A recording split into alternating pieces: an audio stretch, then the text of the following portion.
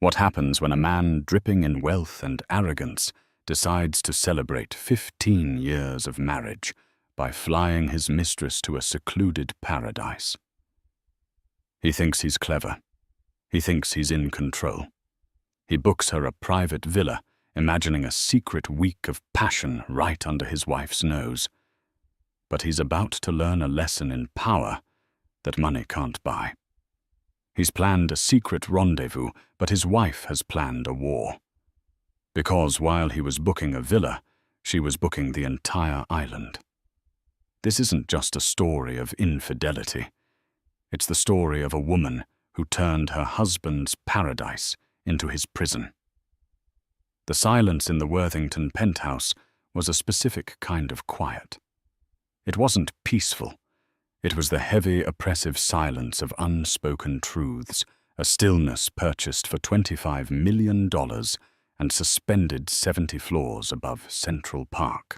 From this vantage point, the city's endless symphony of sirens and horns was a muted, distant hum, a soundtrack for a life Gemma Worthington often felt she was watching rather than living. For 15 years, she had played the role of Mrs. Richard Worthington to perfection. It was a demanding role, one that required a flawless performance at glittering charity galas, a serene smile during tense boardroom dinners, and the quiet dignity of a woman who knew her husband's Patek Philippe watch was worth more than her own opinions.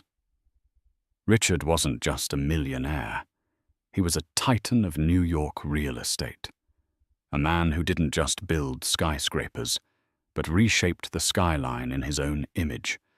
Arrogant, gleaming, and impossibly tall. His firm Worthington Properties was a legacy of steel and glass, and he was its king. Gemma, by contrast, felt like a carefully curated antique he had acquired to furnish his life. He appreciated her beauty, her grace, her lineage, the kind of old money elegance that his own brutish self-made fortune could never fully replicate. She was his social ambassador, the velvet glove on his iron fist.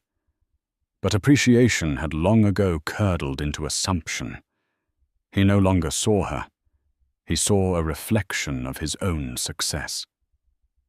Their 15th anniversary was approaching a milestone that felt less like a celebration and more like a sentence. Richard, in a rare moment of domestic focus, brought it up one evening. He didn't look up from the tablet where he was scrolling through market projections, the blue light casting a ghastly pallor on his face. 15 years, Ellie, he said the nickname, a relic of a time when their love felt less transactional. We should do something significant. Show the world we still have it. The world, Gemma thought. It was always about the world, the audience. What did you have in mind? She asked, her voice as smooth and placid as the surface of the decorative pond in their winter garden. I was thinking the Maldives, he said, finally glancing up. The Cheval Blanc Randaille. I can get the owner's villa. 4 bedrooms, private spa, its own jetty. The best of the best. A week of paradise. He was watching her, expecting gratitude, perhaps even a flicker of the adoration he took for granted. He saw only a polite, slight smile. That sounds extravagant, Richard. We are extravagant people, he declared, as if settling a legal argument. I'll have my assistant Chloe handle the arrangements. Just pack your bags. He turned back to his tablet, the conversation in his mind concluded. But for Gemma, it was just beginning. She had been living in the gilded cage for so long she'd forgotten the bars were of her own making. Or rather, her own acceptance. For 14 years, she had dutifully ignored the whispers, the late-night meetings, the scent of unfamiliar perfume on his cashmere scarves. She had compartmentalized the pain, filing it away under the heading of the price of a Worthington life.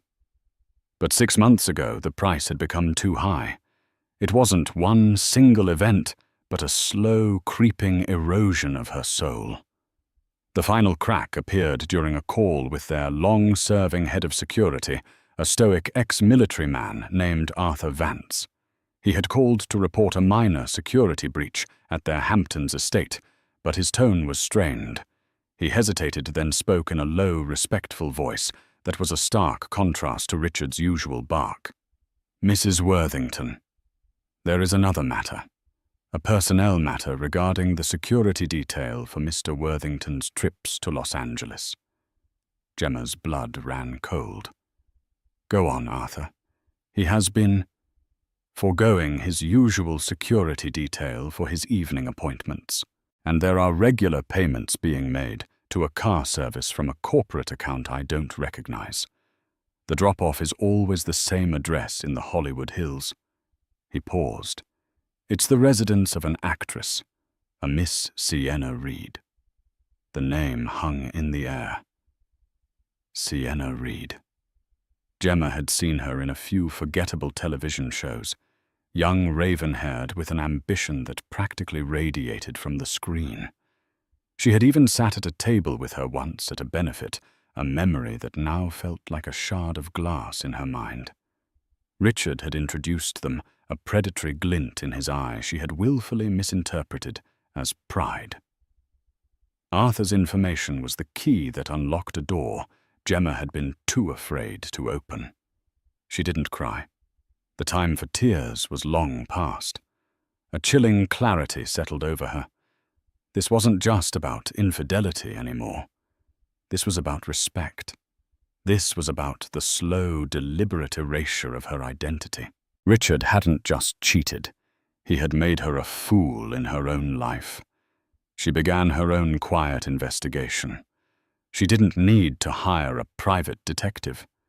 She was smarter than that. She had access to everything. Over the years, Richard had put her on the board of several of their charitable foundations and holding companies mostly as a formality. He underestimated her, seeing her as a decorative figurehead. He never imagined she would actually read the fine print. With the help of a discreet financial advisor from her own family's much smaller but far older fortune, Gemma started to trace the threads. She found not just the payments to Sienna Reed disguised as consulting fees, but a web of other deceptions. Shell corporations, hidden assets, plans for a new life that clearly did not include her. Richard wasn't just having an affair. He was preparing to divest himself of his 15-year marriage with the same ruthless efficiency he used to tear down a historic building for a new development. So when Richard announced his grand anniversary trip to the Cheval Blanc Randelli, a resort owned by the luxury conglomerate LVMH, Gemma's polite smile was a mask for a mind racing with cold, hard strategy. He was offering her a stage for his final act of marital theater. He had no idea she was about to rewrite the entire play. "That sounds wonderful, Richard," she had said. And as he preened, basking in his own magnanimity, she excused herself. She walked into her private study overlooking the park and made a call not to her friends or her family, but to the highest echelons of LVMH hospitality. She had met the CEO at a fundraiser in Paris 2 years prior. She knew he would take her call. When he came on the line, her voice was calm and steady. "Good morning, Jean-Pierre. This is Gemma Worthington. I have a rather unusual proposition for you regarding your Cheval Blanc Randelli property." Richard thought he was booking a villa. He was planning a vacation. Gemma was planning a war.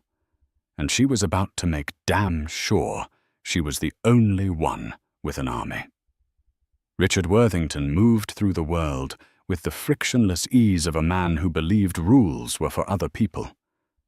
His plan to bring Sienna to the Maldives was in his mind a masterpiece of logistics and daring.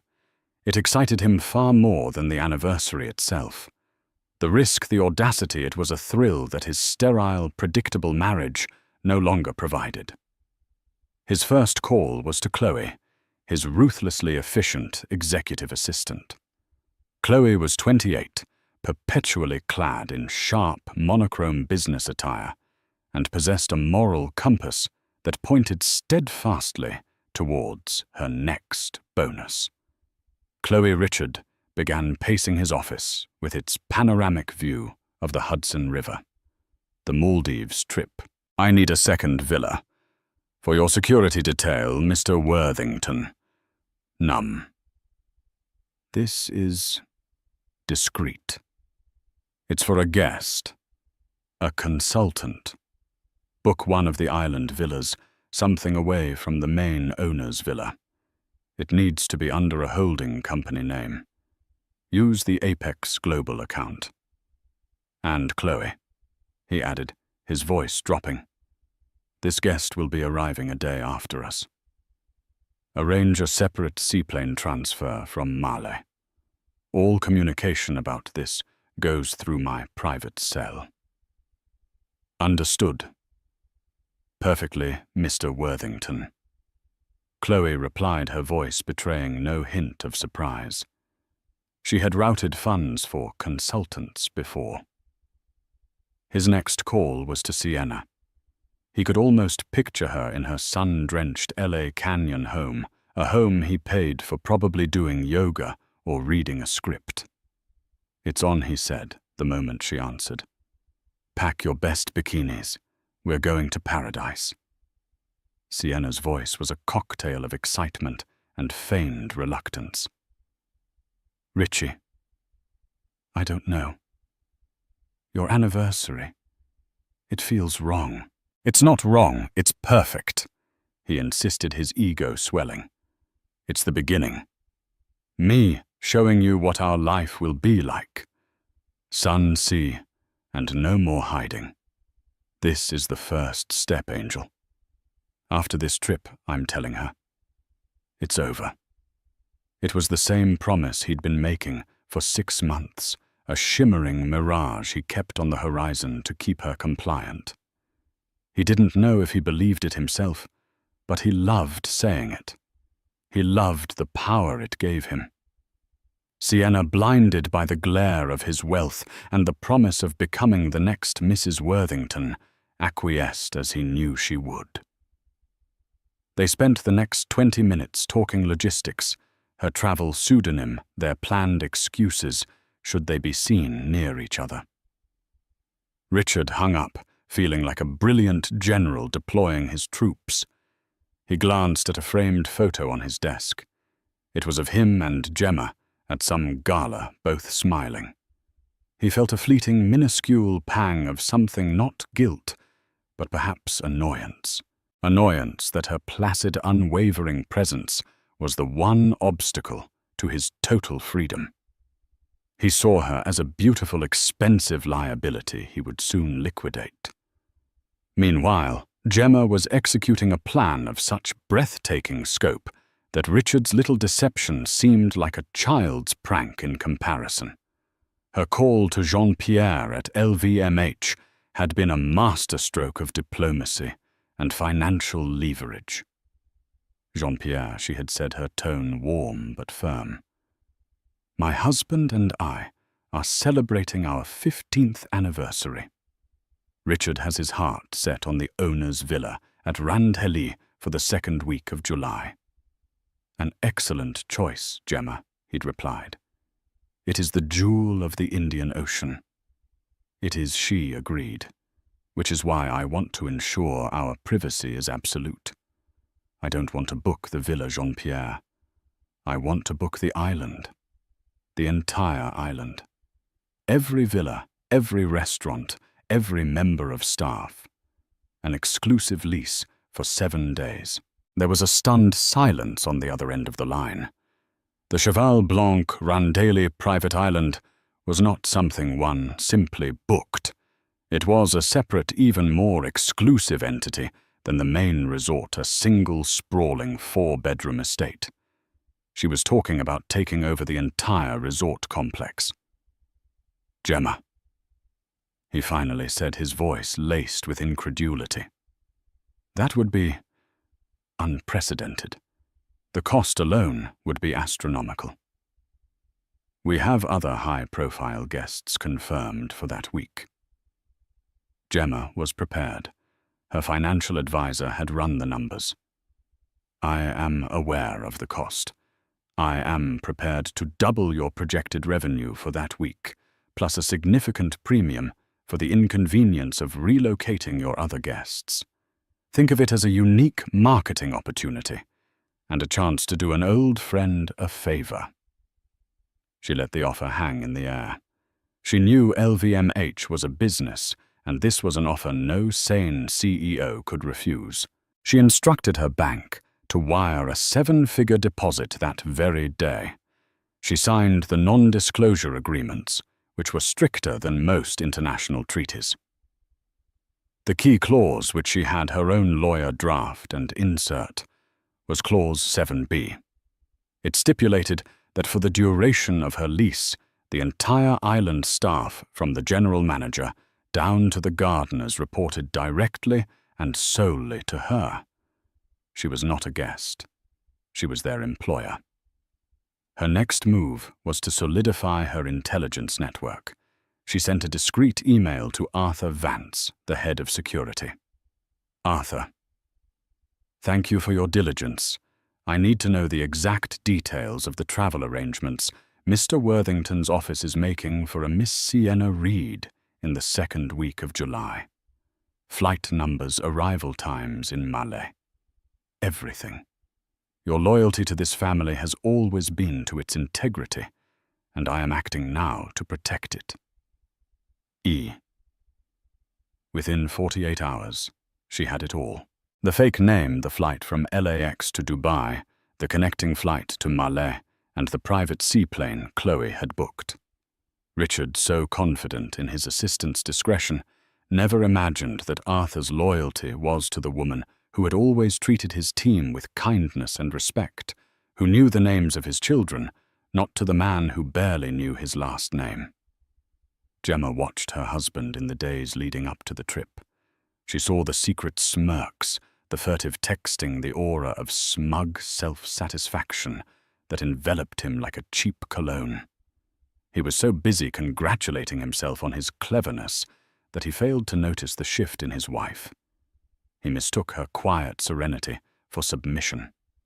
He didn't see the glint of steel in her eyes, the focus of a predator that has already cornered its prey and is simply enjoying the final moments before the strike. One evening, as she was packing, placing silk and linen into her custom Louis Vuitton trunk, he came into her dressing room, a glass of whiskey in his hand. Excited Ellie, he asked, leaning against the doorframe. She held up a white Tom Ford evening gown. Immensely, she said, her voice even. I have a feeling this anniversary will be one for the books, one we will never, ever forget. Richard chuckled, taking a sip of his drink. That's the spirit.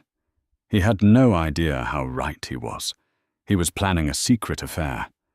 Gemma was staging a corporate takeover of his life. He thought he was bringing his mistress to a party of two.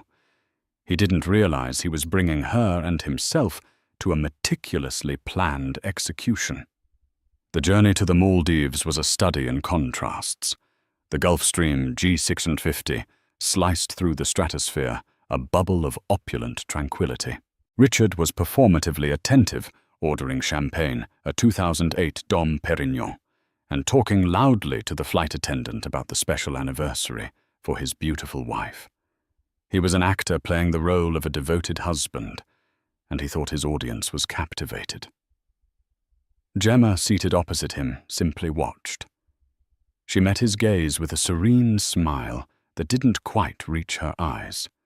She saw not a husband, but a specimen, a case study in hubris.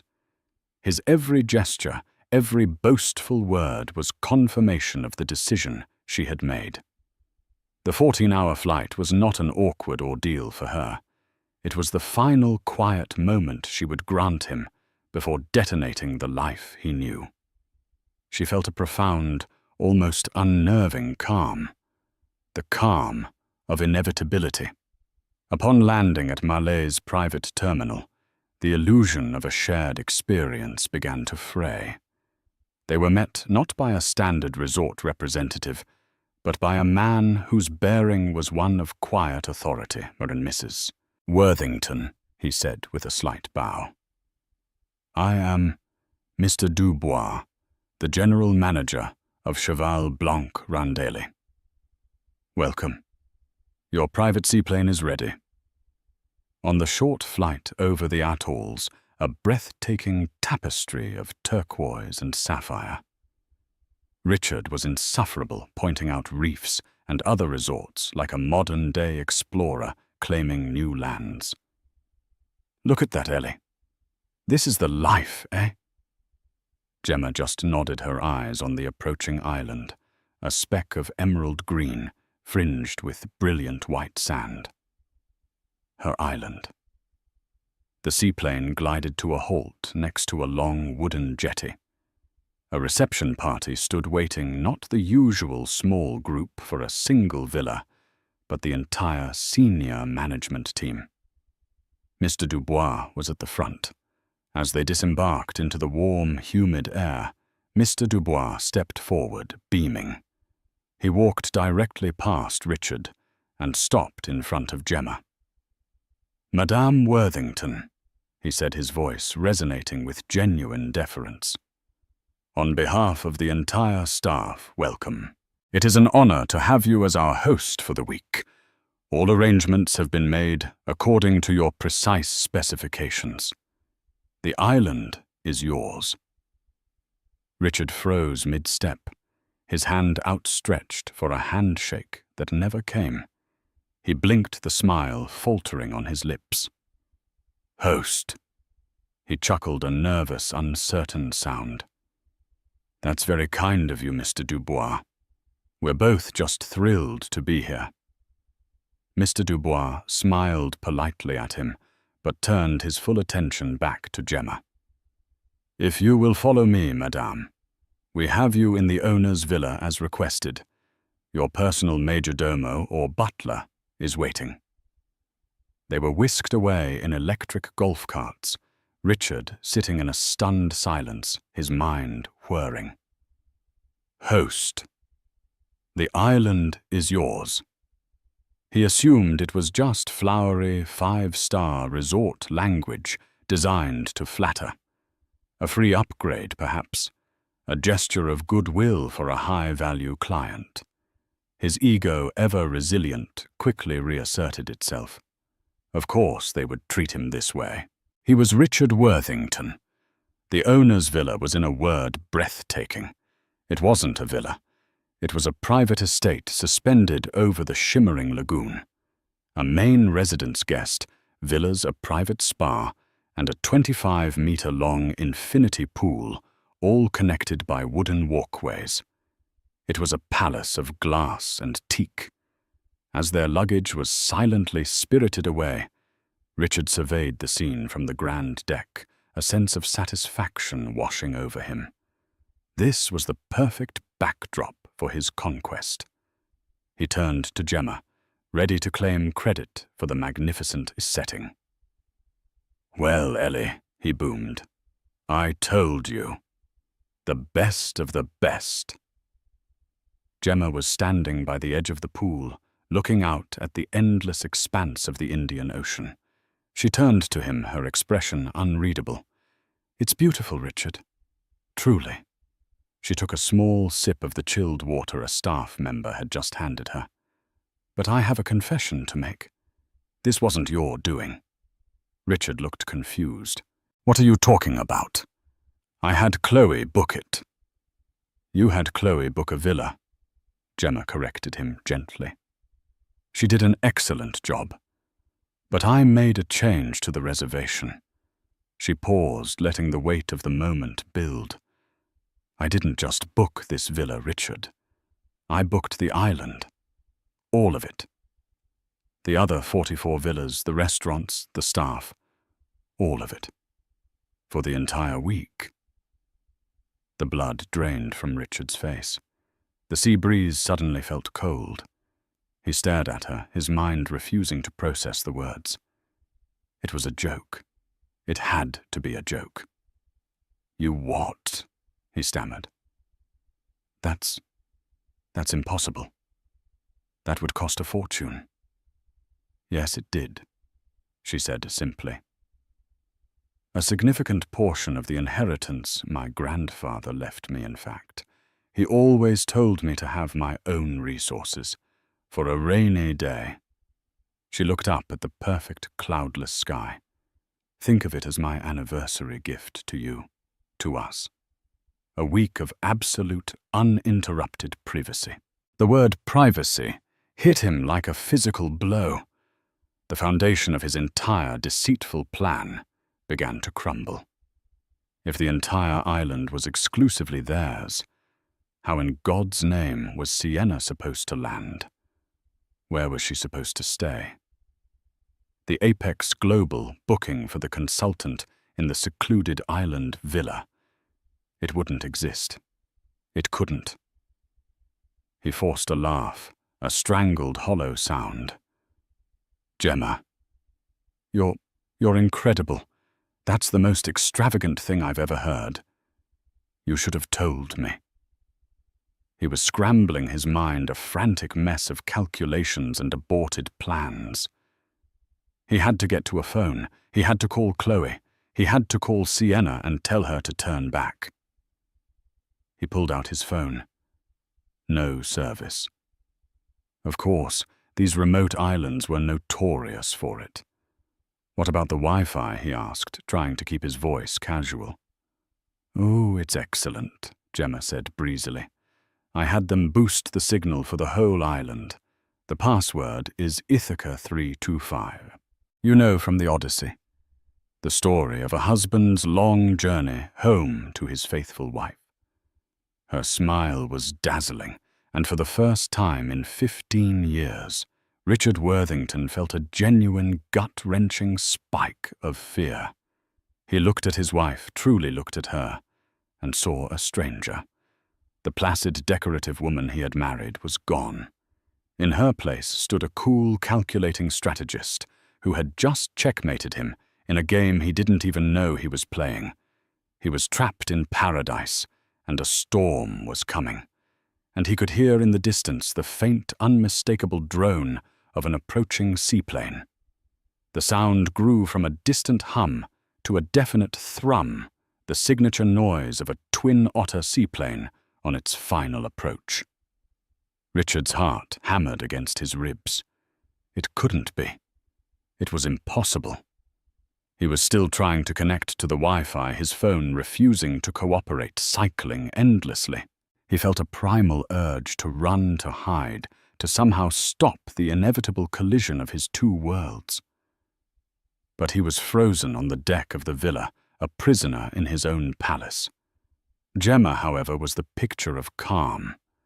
She placed her water glass on a tray and turned to her newly assigned majordomo, a tall, graceful Maldivian man named Hassan.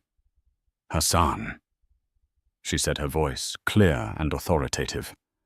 "That will be our guest arriving. Please have a welcome drink prepared. A glass of Bollinger, I think, and have her luggage brought directly here." A guest. Richard finally choked out, turning on her. "What guest? You said the island was exclusively ours." "It is," Gemma replied smoothly, adjusting the cuff of her linen blouse. "She is my guest. I invited her." The seaplane's engines whined as it touched down on the lagoon, gliding towards the very same jetty they had arrived at an hour before.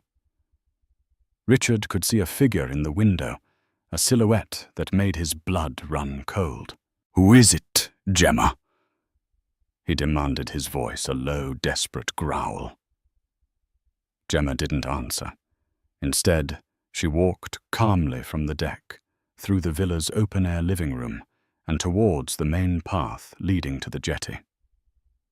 After a moment's hesitation, Richard, compelled by a horrified sense of dread, followed her. He watched as Sienna Reed stepped off the pontoon and onto the jetty. She was dressed for a grand, romantic entrance wearing a flowing, brightly coloured maxi dress, oversized sunglasses perched on her head, her raven hair catching the sea breeze. She looked radiant, excited, and completely oblivious. She scanned the small reception party, her eyes searching for Richard. When she finally saw him, her face broke into a dazzling, conspiratorial smile. But her smile faltered as she saw who was standing calmly in front of him. It was Gemma. Gemma glided forward, her hand outstretched, not for a handshake, but as a gesture of welcome. She was smiling a warm, hostessly smile that was terrifying in its composure. "Sienna Reed, I am so glad you could make it," Gemma said, her voice carrying easily in the quiet air. "I'm Gemma Worthington. Welcome to my anniversary celebration." Sienna froze her mouth slightly agape. Her eyes darted from Gemma's serene face to Richard's, which was now a ghastly shade of pale. She looked like a startled animal caught in the headlights. "Gemma, I think there's been a mistake," Sienna stammered, fumbling for an explanation. "My booking. There's no mistake at all," Gemma said, her smile never wavering. "I took the liberty of cancelling your previous reservation. It seemed so impersonal. I insisted you stay here with us in the owner's villa. We have plenty of room." She gestured back towards the sprawling estate. "Richard and I believe anniversaries are best spent with people who have been significant in our lives. And you have been very significant in Richard's life this past year, haven't you?" The civility of the words was a stark contrast to their brutal meaning. Each perfectly enunciated syllable was a dagger aimed with surgical precision.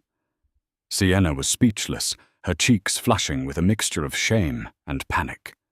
Richard finally found his voice, stepping forward to try and seize control of a situation that was spiraling into a nightmare.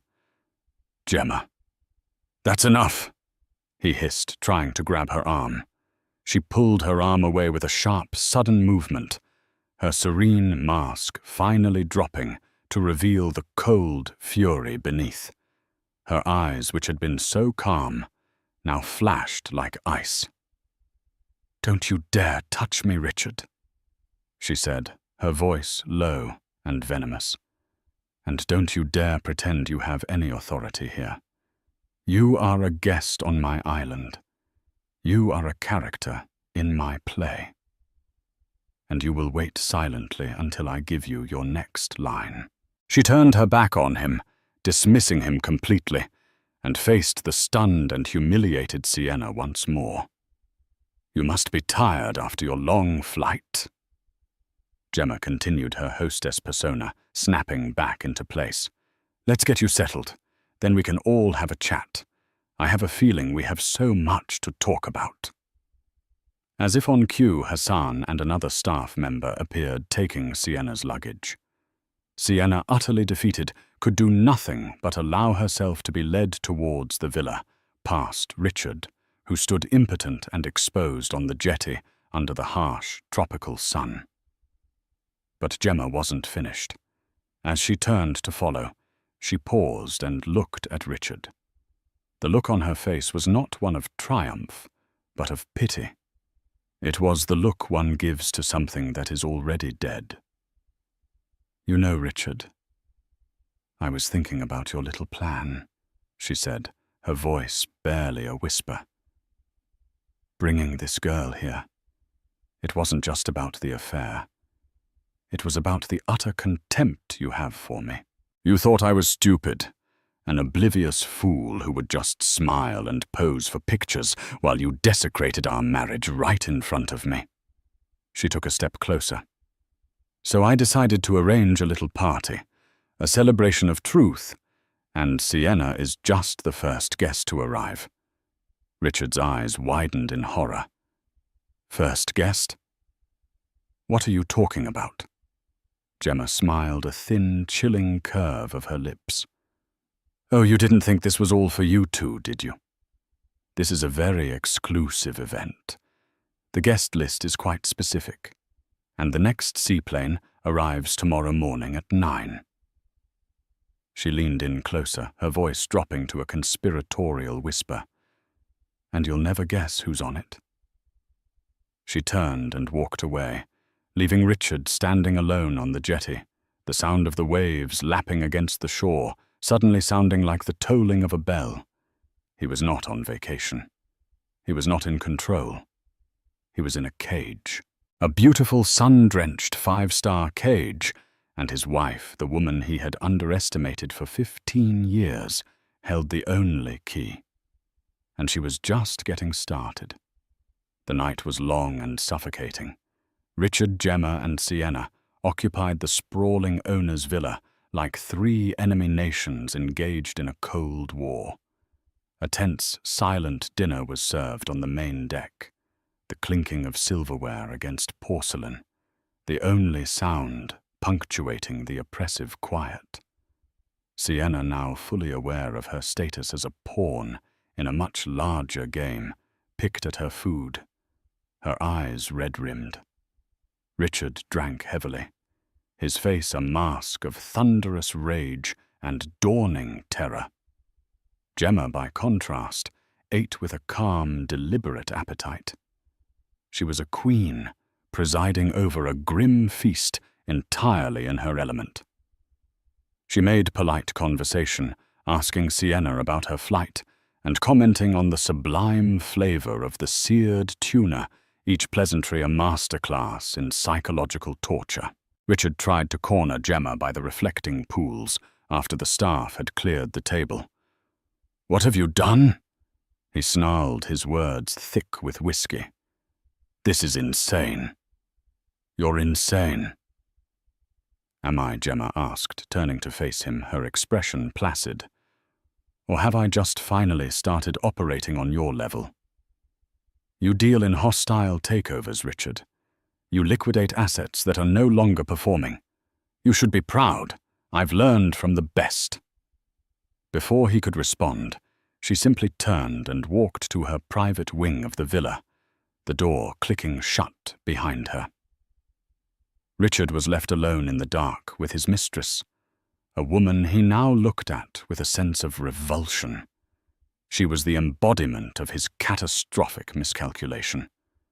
"You should have never come," he spat at her before storming off to his own room, leaving her to finally break down in tears under the indifferent gaze of the moon. The next morning arrived with a nauseating sense of ceremony. At precisely 9:00 a.m., the drone of another seaplane echoed across the lagoon. Richard stood on his private balcony, a cup of coffee trembling in his hand, watching it approach like a man watching his own executioner. Gemma was already waiting on the jetty, dressed in a sharp white linen pantsuit. She looked like a general reviewing her troops. Richard and a pale, subdued Sienna watched from the villa deck as 3 figures disembarked. They were not vacationers. The first was a woman in her late 50s with severe, dark-rimmed glasses and a laser-focused intensity. Richard recognized her immediately, and a wave of nausea washed over him. It was Julianne Thorne, the most feared divorce attorney in New York City. Her nickname in legal circles was the Shark, and her reputation for eviscerating wealthy husbands in court was legendary. The second man was shorter, balding, with a meticulous, almost obsessive air about him. He carried a leather briefcase, as if it contained state secrets. This was Marcus Vance, a forensic accountant, known for his ability to find money that didn't want to be found. He could dissect a corporate ember and lay its secrets bare on a spreadsheet. The third person was a younger woman with a reporter's notebook and a hungry, intelligent look in her eyes. Richard had seen her byline in the Wall Street Journal. Her name was Catherine "Cat" Riley, an investigative journalist who specialized in profiles of powerful and often corrupt titans of industry. Gemma greeted them not with handshakes, but with warm embraces. This wasn't a business meeting. This was an assembly of allies. Her team. As they approached the villa, Julianne Thorne's sharp eyes immediately fell on Richard. "Richard," she said, her voice devoid of any warmth. "You're looking stressed. What is the meaning of this?" "Gemma!" Richard roared, his fear finally erupting as fury. "You bring these vultures here." "They're not vultures, Richard," Gemma said calmly, as her team seated themselves in the open-air living area, the staff silently serving coffee and water. "They are my professional advisors, and this," she gestured around the stunning villa, "is the new boardroom." She turned to her team. "Sienna, why don't you tell Julianne and Kat what Richard promised you to convince you to come here?" Sienna, seeing a potential lifeline, began to speak, her voice shaky at first, then gaining strength. She spoke of Richard's promises to leave his wife, his plans for their future, the web of lies he had spun. Kat Riley's pen flew across her notepad. Then Gemma turned to the forensic accountant. "Marcus, I believe you have something to share. The findings from the Apex Global account. Perhaps Marcus Vance opened his briefcase and produced a series of binders. Indeed, he began in a dry, precise voice. Apex Global, a shell corporation registered in the Cayman Islands, has been used by Mr. Worthington for the past 3 years to channel undeclared corporate profits. Funds have been used to purchase properties, including a residence in the Hollywood Hills, and to make numerous non-disclosed payments classified as consulting fees. All told, I have identified approximately $38 million in diverted and hidden marital assets." Richard sank into a chair, his face ashen. He was being dismantled piece by piece in front of an audience. But the final, most devastating blow was yet to come. Gemma let the financial details hang in the air for a moment before she spoke again, her voice now filled with cold, hard gravity. "The financial infidelity is one thing," she said, her gaze fixed on Richard. "It's expected in a way, but I also had Marcus look into the financing for your new flagship project, the Worthington Spire." Richard's head snapped up. That project was his legacy, his masterpiece. It was also massively over-leveraged and precariously financed. Gemma continued. "It seems your primary investors. The private equity firm Sterling Kane have some very strict morality clauses in their contracts. Clauses that frown upon public scandals, financial misappropriation, and the kind of reputational risk that an exclusive front-page story in the Wall Street Journal might generate." She nodded towards Kat Riley, who looked up from her notes, a grimly satisfied look on her face. "You see," Richard, Gemma explained as if to a child, "I realized that confronting you in New York would be messy. You'd use your power, your lawyers, your press contacts to spin the story. You'd paint me as a bitter, hysterical wife. Here," she said, a sweeping gesture indicating the island, "we are on neutral ground. Or rather, my ground. There are no distractions, no outside influence. Just you, your mistress, your secrets, and a team of people dedicated to exposing them." The twist wasn't just that she had booked the island. It wasn't just that she'd invited his mistress. The true devastating masterstroke was that she had created a hermetically sealed environment for his utter destruction. The island wasn't a stage for simple humiliation. It was a courtroom and a surgical theater, and he was the only patient.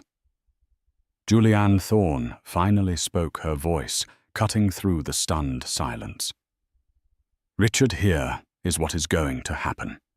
You are going to sign a post-nuptial settlement agreement that I have already prepared.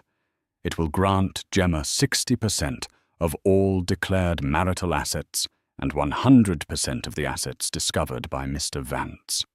You will cede control of the Worthington Foundation to her effective immediately. You will also sign over this year's bonus to a trust fund for Miss Reed as compensation for your fraudulent inducement. If you refuse Kat's story, runs on Monday, and Marcus's report goes directly to the board of Sterling Kane and the IRS. The choice, she concluded with a chilling smile, is yours. Richard looked around the circle of faces. His lawyer, his accountant, his chronicler, his mistress, and his wife, the architect of it all. He wasn't a king in his castle. He was a rat in a very beautiful, very expensive trap. And it had just snapped shut. The signing of the documents was not an act of negotiation. It was an act of surrender. It took place at the grand teak dining table on the main deck of the owner's villa, a setting so beautiful it seemed to mock the ugliness of the moment. The turquoise lagoon, serene and impossibly blue, served as a silent, indifferent witness. Richard, stripped of his bravado, his rage now burned down to a fine grey ash of despair, moved with the mechanical slowness of a man in a trance. His face was a collapsed ruin, the arrogant lines etched by years of success now seeming like deep cracks in a shattered facade. Julianne Thorne, the architect of his legal demise, presided over the ceremony with the detached air of a surgeon closing a final, successful incision. She laid out the sheaf of papers, a post-nuptial settlement agreement that was in reality an instrument of unconditional surrender, with crisp, efficient movements. "Sign here, Richard. And here." Her voice, devoid of triumph or pity, was simply a tool as sharp and precise as the tip of her Mont Blanc pen, which she used to point to each line. Richard's hand trembled as he took the pen. This simple object felt impossibly heavy, a weight of failure he could barely lift. Each signature was a death stroke. With one he signed away the New York penthouse, the gilded cage where his contempt for his wife had festered. With another, the Hamptons estate, the scene of countless summer parties where he had held court like a king. He signed away 60% of his stock portfolio, his art collection, his declared liquid assets. He signed away control of the Worthington Foundation, his vehicle for public praise. Then came the final, most bitter pill, a separate document drafted by Marcus Vance, acknowledging the $38 million in hidden assets. He signed away every last cent of his secret world, a world he had built to escape the woman who was now claiming it all. He looked up once, his eyes finding Gemma's across the table. He was searching for something, a flicker of regret, a hint of the woman he had married. He found nothing. Her expression was calm, her gaze steady and clear. It was not the look of a vengeful fury, but something far more unnerving, the serene focus of a CEO finalizing a hostile takeover. She had learned from him, she'd said. In that moment, he finally truly believed it. Sienna Reed, a silent observer to the systematic dismantling of her lover, was the next to sign. Julianne presented her with an agreement for a blind trust funded by what would have been Richard's annual bonus. It was a staggering sum. Sienna had arrived in paradise, seeking the role of a lifetime, only to be cast as a supporting player in a tragedy. This trust was not a prize, but a severance package elegantly framed as compensation for fraudulent inducement. She understood its true purpose. It was a golden gag, ensuring her silence. As she signed Kat Riley, the journalist offered a small, almost imperceptible nod. A deal had been struck.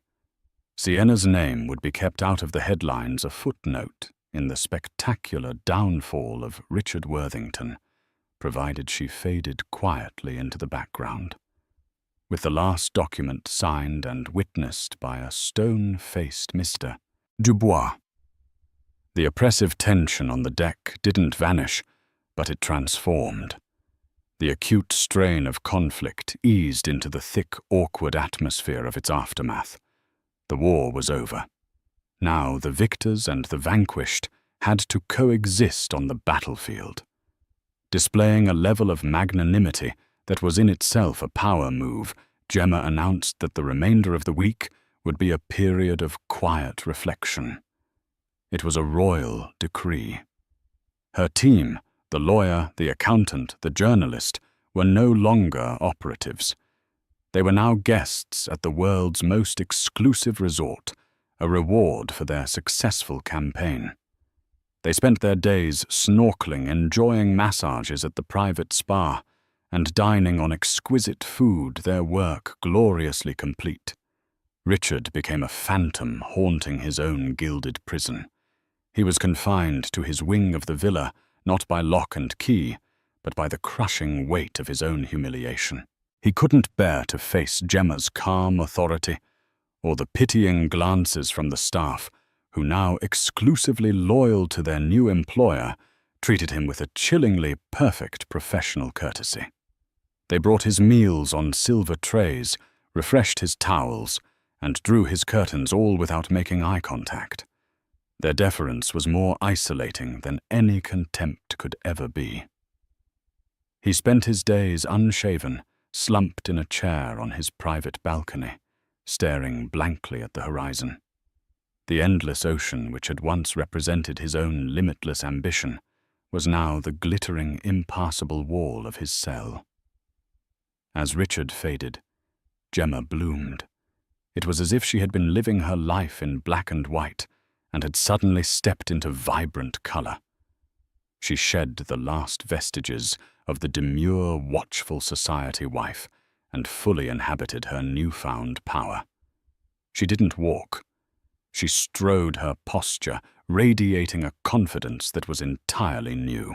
She held court on the main deck, not with socialites, but with her advisors.